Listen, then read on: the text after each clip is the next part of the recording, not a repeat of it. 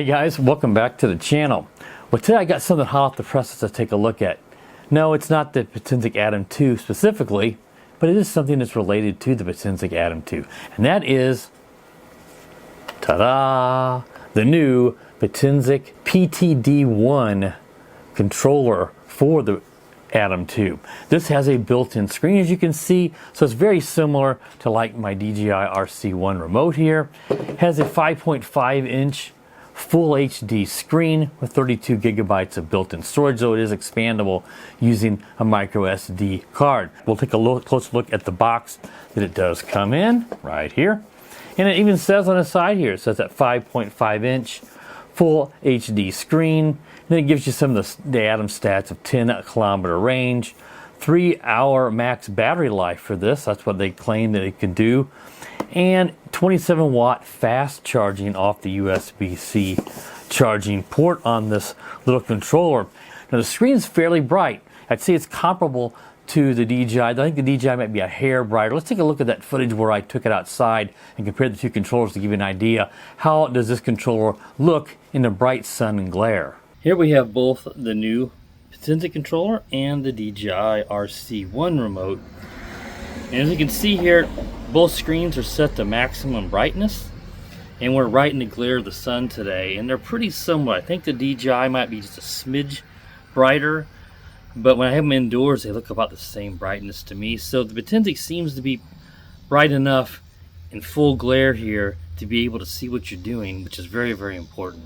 All right, as you guys can see there, that the controller is pretty similar. Like I said, I think the DJI is just a hair brighter. I don't have the information on the nits. They don't really have like the specs for this controller in the box whenever I got it. Because I've been testing this over the last month, and I'm really impressed with this.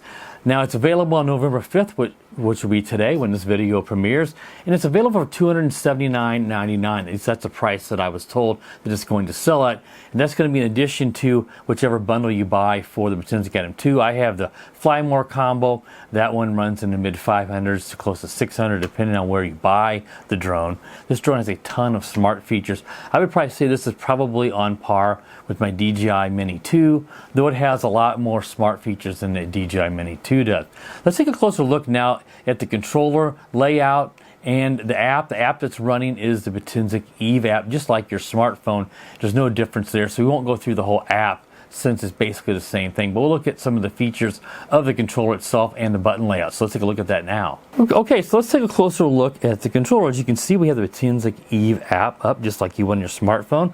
And I have a screen recording going right here. And I'll show you in a moment how you can access the screen recording.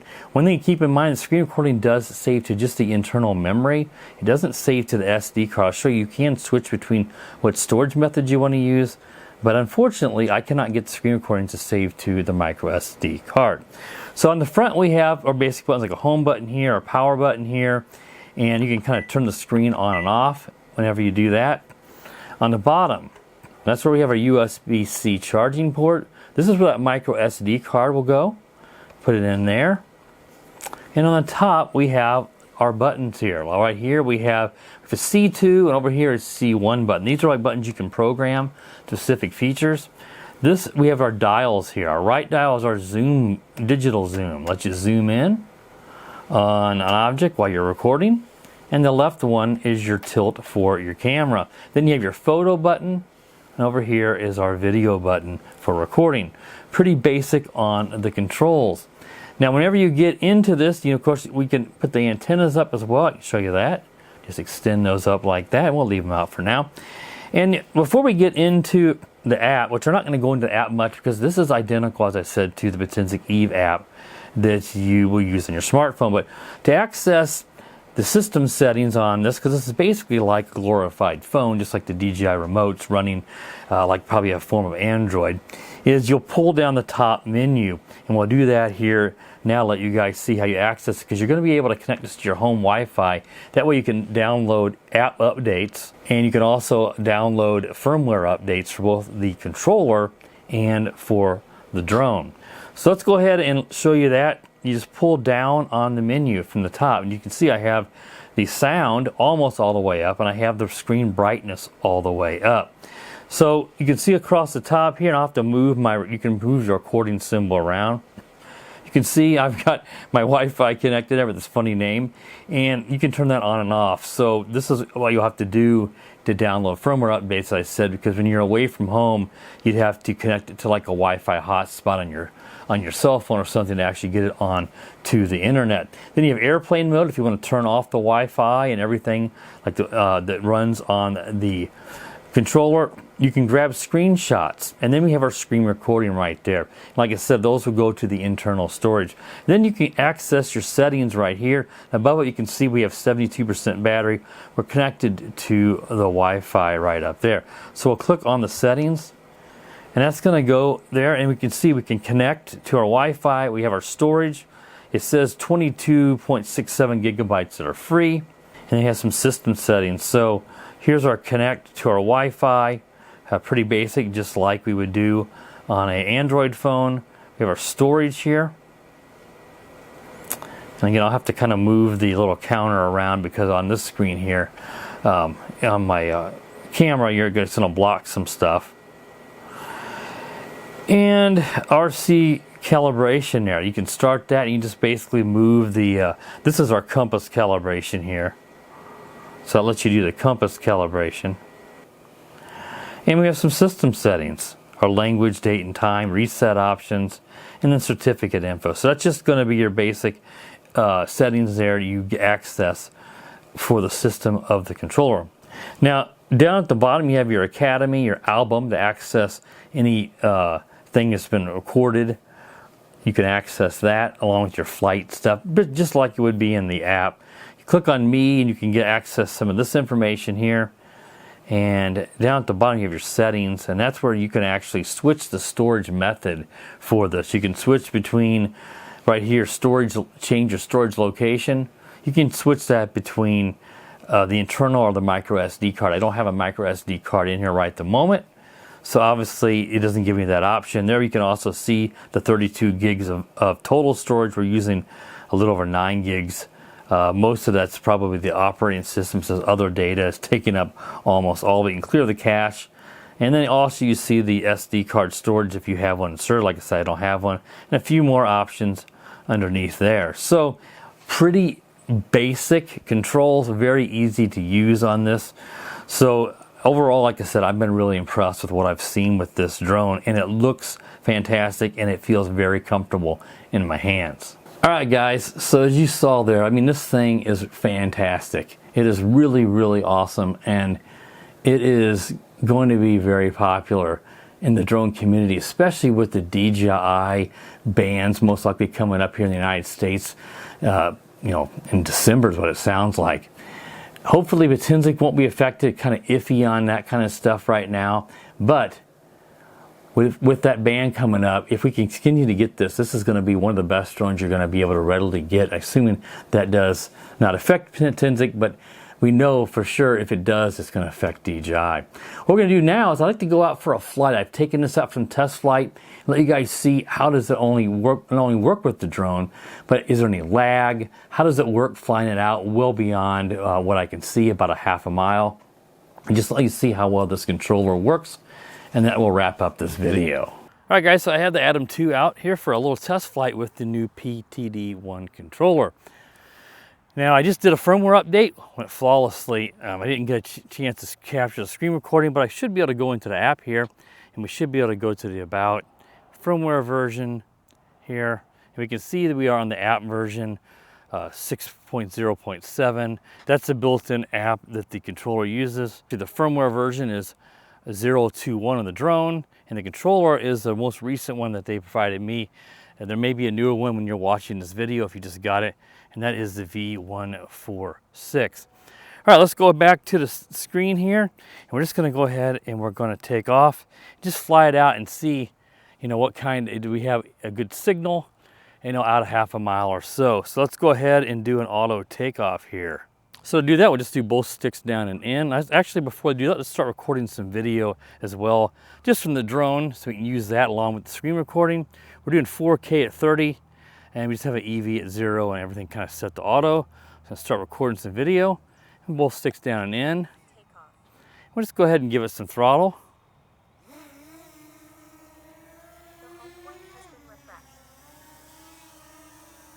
Very nice, stable drone. Now you can see one thing on the controller is you have the zoom. You can actually do a nice slow zoom, digital zoom, which is pretty cool. Kind of like how my Mini 3 works. I really do like that.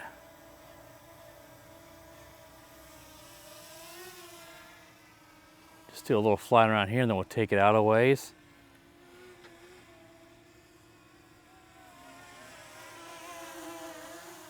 Controller works great. So we're in the normal, just the regular speed rate. When I click the screen here, you can see we're normal. We can go to the video or the cinematic mode, and we can go to the sport mode. Now I have all the kind of beginner's mode and everything turned off, so we have maximum height and distance, and return to home is set just a little below for our legal limit of 400 feet, which probably would let's see, return altitude. That's pretty high. I'm going to lower that down. It went into a guide. Somehow I bumped something, but there. We'll lower that down. And let's go into the screen again and go into sport mode. Now I'm doing a screen recording, so the controller is a little bit less responsive just because it's got that screen recorder going in the background. Whenever I don't have that going, the screen is definitely snappier. It's doing that in the background, so understandably, it's going to be a little bit less responsive.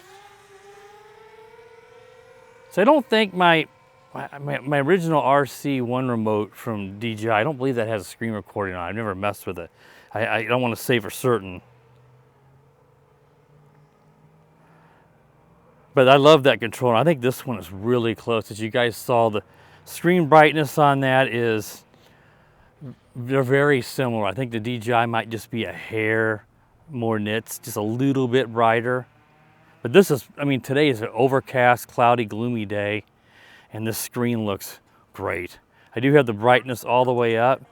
It's saying I've reached the maximum altitude, 400 feet. But yeah, we're out now quite a ways. The screen, let's see if I can move it. Yeah, I can move it. Okay, there, the screen recording little box timer was blocking my distance. We can see we're about a half a mile out now, 2,762 feet. Let's see, when I click that, we've got return altitude. Okay, what I did a while ago is I actually lowered down the maximum altitude. I can go higher, but we want to be above 400 feet because that is compliant with the local laws here. But I also, reduced the return to home. But I think initially I had lowered the actual altitude restriction. But whenever you do fly, really, I'm going to put it back down. Put it down to around 400 feet. I'm going to put it back down just because you don't need to fly above 400 feet, and that way you are not breaking the law in the U.S. at least. Look at that. I mean, this is a beautiful, rock solid. I mean, I'm at a half a mile and just easing around, and this is as good as my DJI Mini 3 in controller. I mean, I have zero breakup. The lag is almost unnoticeable, and that's even with the screen recording going in the background. Looks like we have about 75% battery still.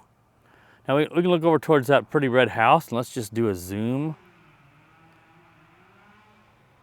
Here we zoomed in. I don't remember if the zoom shows up in the video or not. I think it does. I've done some test flights, so I don't know if that zoom I just did, but it will definitely be, if it's not in the actual video, it'll be in the screen recording for sure. I think it does, but I just can't remember. So we're just gonna start flying back now. We are in the sport mode. And here we go.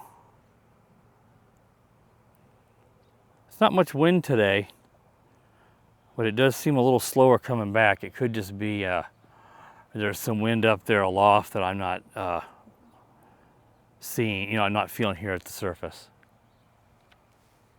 But we'll watch it coming back here. We're out over the fairgrounds. We'll start coming down because we're up, like I said, almost 400 feet high. You can see the new water tower off in the distance there. But yeah, I mean, this is just working great. I mean, if you got an Atom 2, this controller is an absolute no-brainer when it comes to buying this, because it works flawlessly. It does everything you want a controller to do, and you don't have to piddle around with your phone anymore. And I personally, since I started flying with the DJI One remote that I picked up used for the Mini 3, I just don't want to even fly my Mini 2 anymore, because I don't want to have to mess with a phone. You know, I don't want to have to mess with it. And here is the drone. Here it comes.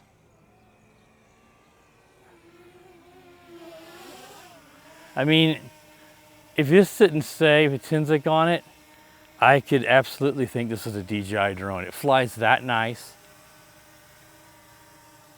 The video quality is really good. May not be quite at DJI level, but it is really close. You know, the camera sensor is probably not as big as the DJI one, but the gimbal also works great. I've not noticed any weird, I've not noticed anything strange. No, jello wobble, tilted horizons. If you watched that Snaptane I reviewed recently with the 3-axis gimbal, when you flew that in sport mode, it would absolutely freak out when you let off on the throttle. The gimbal would just go haywire because of the extreme tilt. It just messed it up. This drone doesn't do that. So I'm just going to go ahead here. We can do well, you can just do a land here if you want. You can slide it to land and it'll just land it automatically there. We didn't do the return to home, but I've done the return to home testing on this before. No reason to do that in this video, but it works very, very well. So I'm super impressed with not only this controller and the drone itself as well. This drone's great, and anybody that has this knows it, and you're going to have DJI fanboys, and then they're going to say, it's a Potensic drone, it's Amazon. Well, lots of times that is true, but not for this one. This one is really, really good, and I'm really impressed. But the controller is the thing that really makes this special. I'm just going to go ahead and stop recording the video so that we got that saved from the SD card. And you can also record 1080p at 60 as well if you want to get that smoother frame rate. It just has all the stuff, and it has a lot of smart features and stuff that that you want to see in a drone that, like, some of the DJI mini drones don't offer some of the features this little drone offers. So if you're interested in this, there'll be purchase links down in the video description to all this. All right, guys, that should wrap up this review of the new PTD1 controller and the Atom 2. If you're new to the channel and you like reviews like this, please be sure to subscribe. Click the bell. That way you're notified when I upload new videos. And stay tuned for the next video, guys.